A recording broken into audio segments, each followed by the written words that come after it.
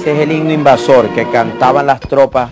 Todos los domingos a las 8 Y ese es Eduardo Chivás. con estos micrófonos en la CMQ, que durante En su último 7 programa, han estado defendiendo los intereses fundamentales. al término del cual se pegó un tiro. Grave la situación que confronta el país cuando la familia Escuchen la gravedad de la voz. se lanza el control de la radiodifusión, se lanza el control de la televisión, como antes se lanzara al control de los ómnibus, de las comunicaciones y después también a la terminal de ómnibus.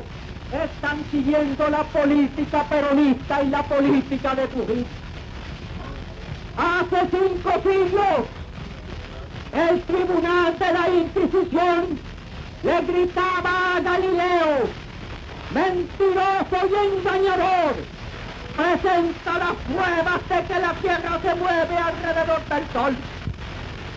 Galileo no pudo presentar las pruebas físicas del hecho evidente y fue condenado, pero siguió repitiendo, firme en su convicción moral.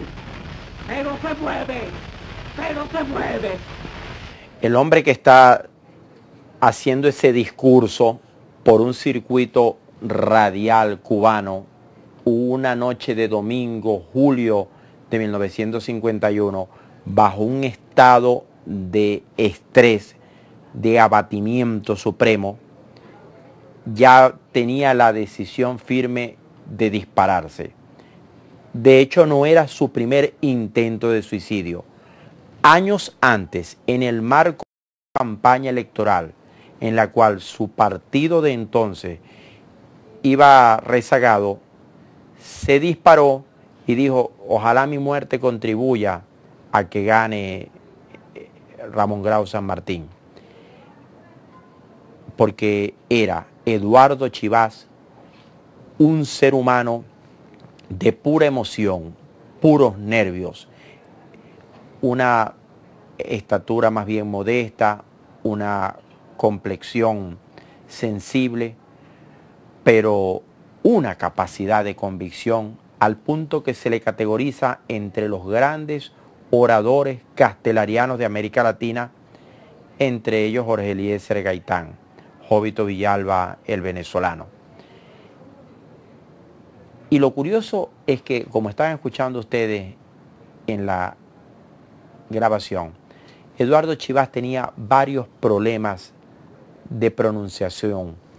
Arrastraba la R con la L, la voz era demasiado grave, gutural, se ahogaba, pero le transmitía tal fuerza, tal energía a su discurso que avasallaba a multitudes enteras.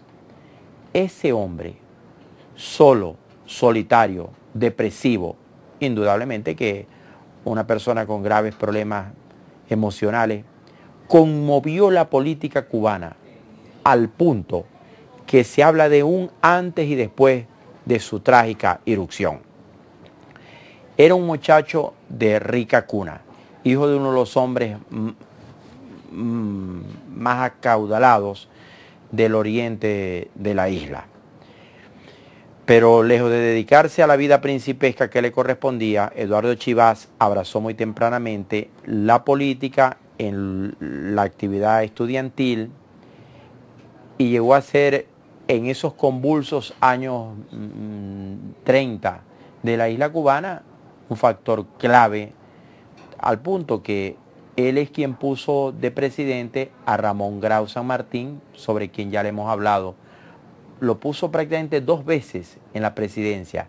La primera vez en una reunión de muchachos estudiantes, él, que había sido alumno del viejo médico, dijo: este es el hombre indicado. Y la segunda vez, ya cuando Ramón Grau compitió en unas elecciones, hizo tal campaña de prensa, de radio, que le dio más votos a su partido, dicen algunos, que el mismo candidato presidencial. Ese hombre, Eduardo Chivas, es controversial, mucho más de medio siglo después de muerto. Lo siguen amando y odiando dentro y fuera de Cuba, porque era un temperamento volcánico, una especie de Savonarola tropical, quien atacaba a sus enemigos de corrupción, teniendo o no pruebas fehacientes de ello. Y la mayor prueba de esa falta de contundencia en el elemento probatorio es que acusó de corrupción a un ministro, no lo pudo probar y terminó suicidándose en el marco de las críticas que recibió por aquella denuncia sin fundamento.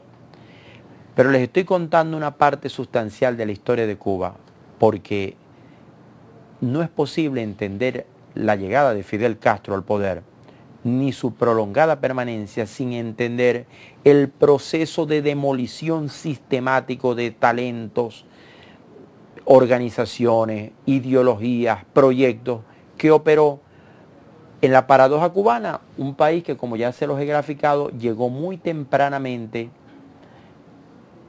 a la comunicación global cuando apenas acababa de obtener su independencia. Ellos no dispusieron, los cubanos, del siglo entero que el resto de América Latina para madurar, ensayar, sino que amanecieron de súbito independientes con el siglo XX y también en la época de la aldea global, de tal manera que todos los casos de corrupción se aireaban en público y eso creó un germen de descontento que a la postre va a incidir en la inestabilidad institucional y en el episodio de Eduardo Chivas que él va a protagonizar con 2 candidaturas presidenciales y una crisis, una conmoción que, desencadenada a raíz de su suicidio, va a terminar produciendo la eclosión temprana del sistema democrático de esa isla.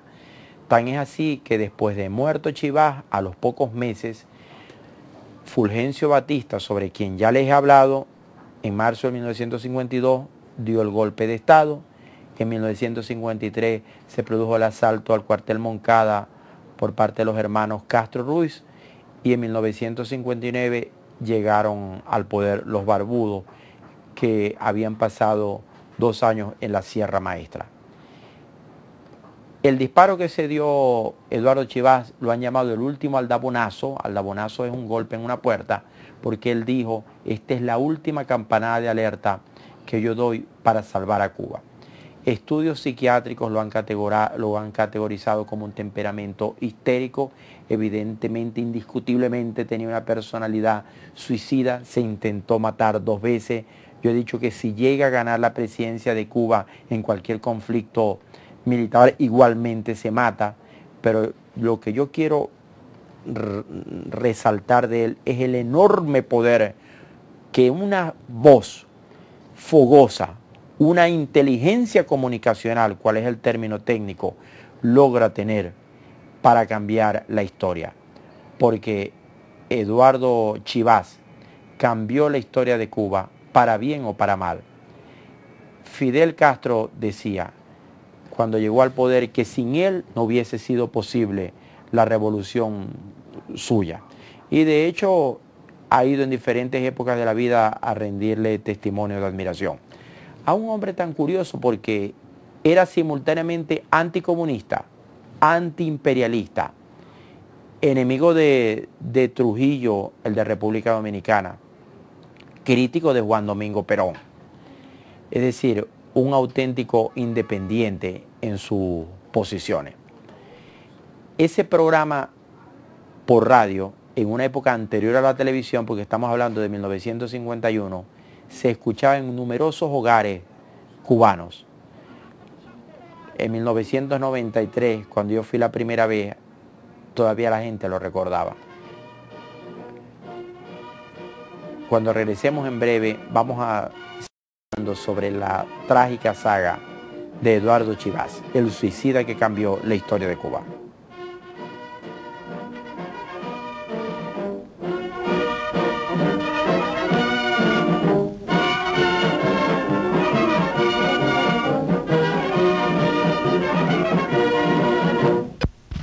Todos los domingos a las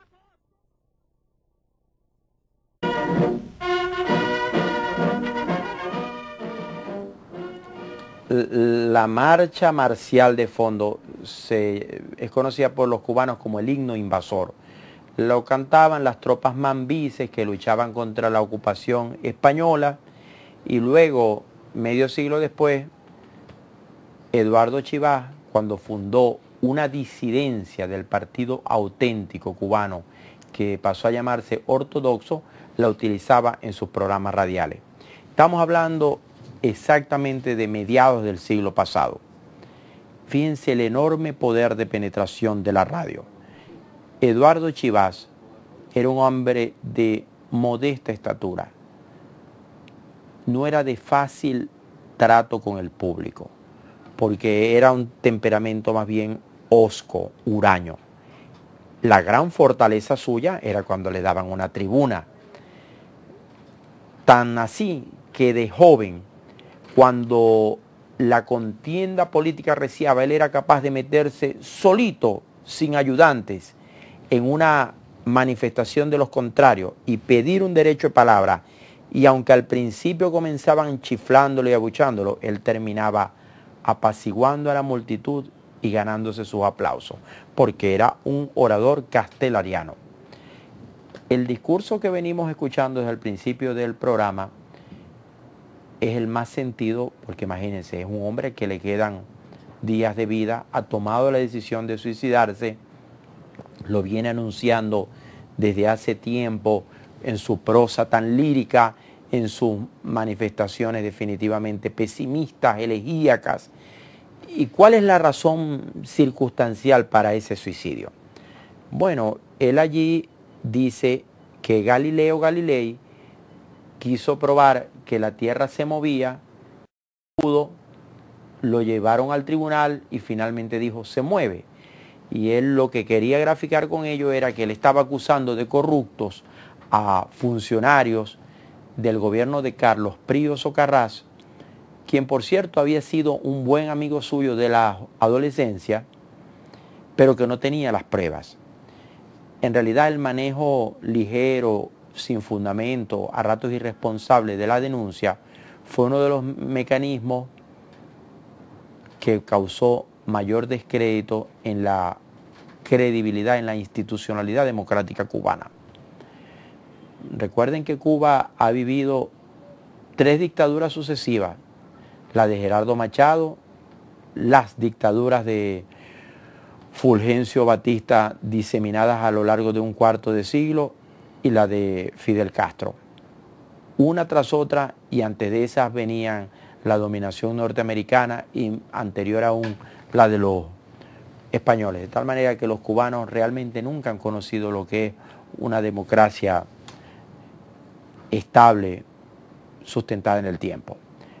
Pero me devuelvo todo esto para explicarles que ese país que disponía de inmensos recursos económicos, porque era un enclave industrial norteamericano y también español y un poquito de otras nacionalidades en pleno Mar Caribe, con una formación de avanzada entre sus grupos estudiantiles, con una élite privilegiada, cayó en el canibalismo político.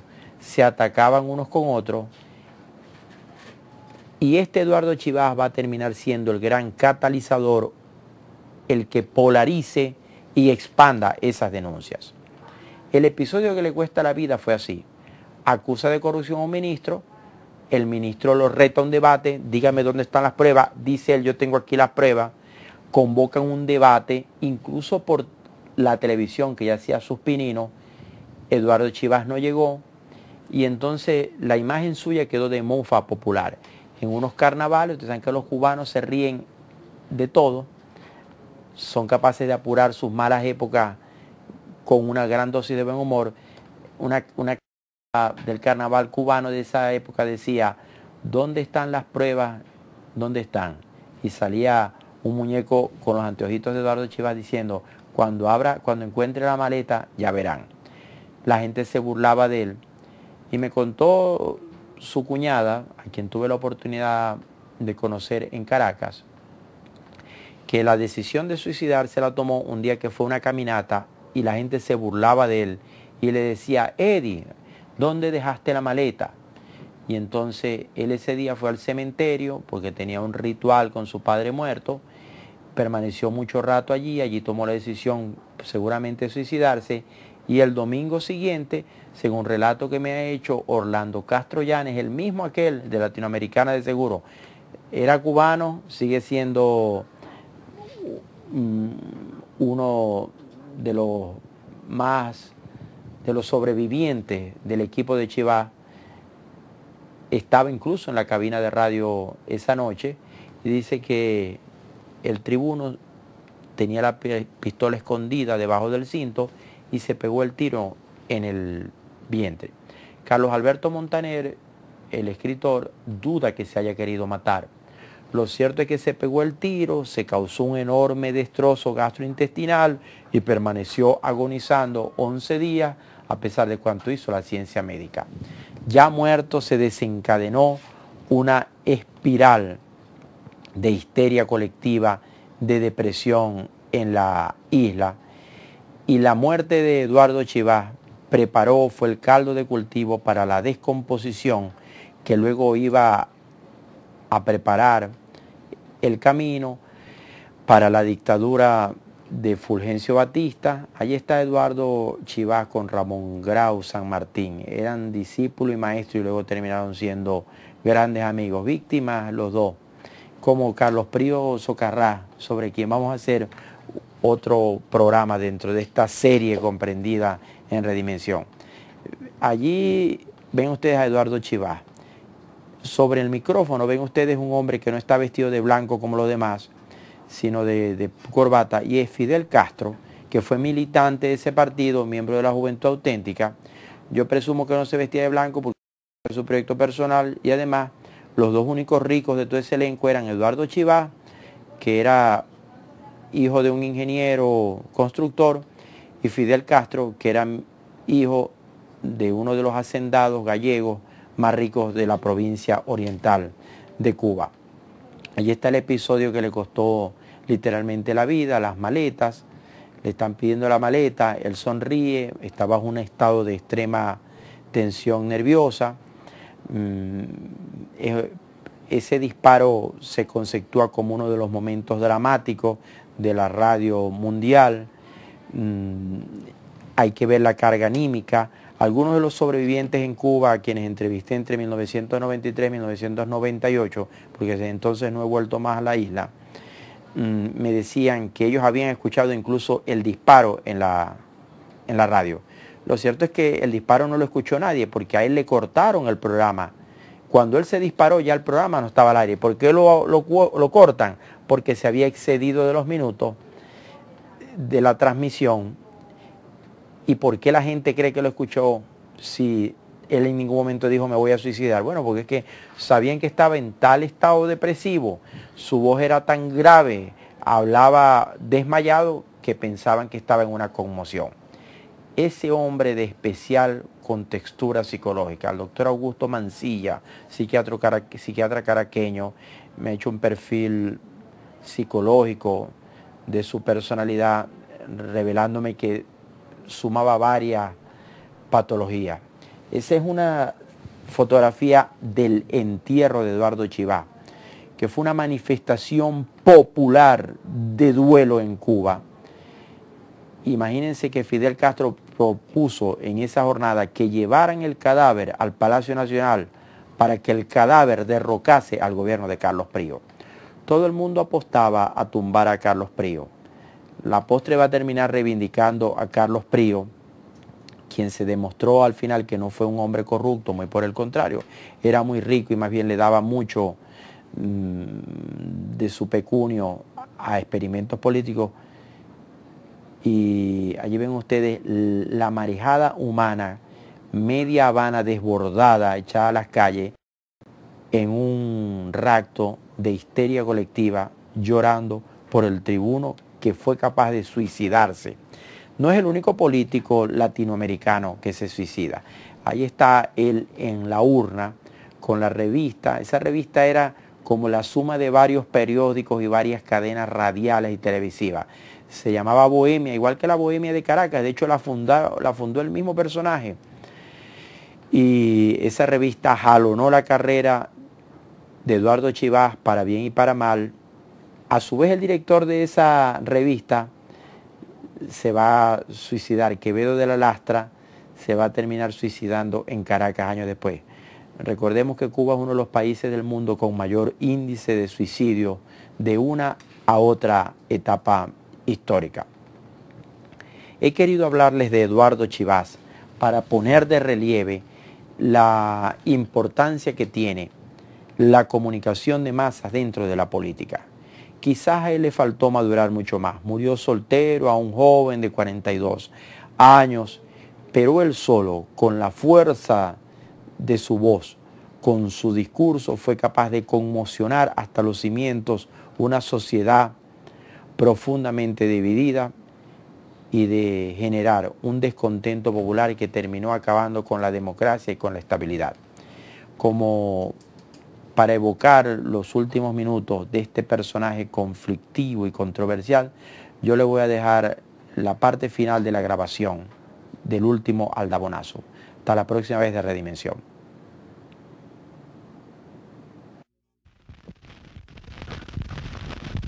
Los que hablan muy alto de la firmeza de sus virtudes, mis palabras del pasado domingo no tuvieron toda la resonancia que la grave situación requería. Cuba necesita despertar, pero mi aldabonazo no fue, quizá, lo suficiente fuerte. Seguiremos llamando a la conciencia del pueblo cubano. Por su posición geográfica, la riqueza de su suelo y la inteligencia natural de sus habitantes, Cuba tiene reservado en la historia un grandioso destino, pero debe realizarlo. Los asentados en islas que no gozan de nuestra situación geográfica privilegiada han desempeñado en la historia un papel de preeminencia singular. En cambio, Cuba ha visto frustrado su destino histórico hasta ahora por la corrupción y ceguera de los de sus gobernantes, cuyo pensamiento, salvo excepciones, ha volado siempre a ras de tierra. La feliz conjunción de factores naturales tan propicios a un gran destino, unido a la alta calidad de nuestro pueblo, solo espera la gestión honrada y capaz de un equipo gobernante que esté a la altura de su misión histórica. Ese equipo no puede ser el del gobierno actual, corrompido hasta la médula, aunque se disfrace de nuevo rumbo para encubrir sus robos, sus contrabandos y desvergüenzas. Y puede ser la falsa oposición de Batista que alienta el regreso de los coroneles del Palma Cristi, la Goma y el plan de fuga, con la taimada ayuda del comunismo internacional. Y tampoco puede ser el grupo de despechados que sigue al expresidente Grau. El único equipo gobernante capaz de salvar a Cuba es el del Partido del Pueblo Cubano. Estimados oyentes,